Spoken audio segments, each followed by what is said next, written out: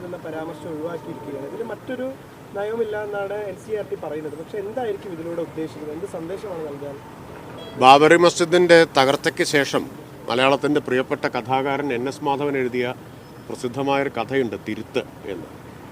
ആ കഥയിൽ ബാബറി മസ്ജിദ് തകർത്തു എന്നത് വെട്ടിത്തിരുത്തി തർക്കമന്ദിരമെന്നാക്കി മാറ്റുന്നതാണ് ഒരു പത്രാധിപർ.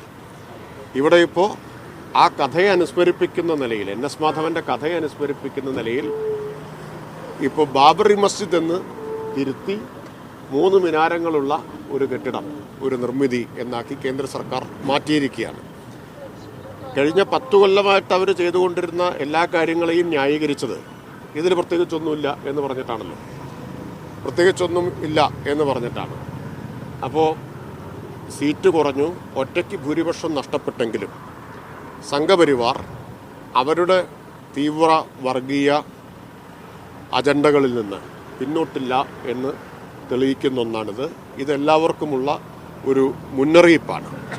സംഘപരിവാറിനെതിരായിട്ടുള്ള അവർ വിദ്യാഭ്യാസത്തെ, പാഠപുസ്തകങ്ങളെ, അതുപോലെ ഭരണകൂടത്തിൻ്റെ എല്ലാ സംവിധാനങ്ങളെയും വർഗീയവൽക്കരിക്കാൻ നടത്തുന്ന ശ്രമങ്ങൾക്കെതിരായ പോരാട്ടം ശക്തിയായി ഇനിയും തുടരേണ്ടതുണ്ട് എന്നതാണ് ഇത് കാണിക്കുന്നത്.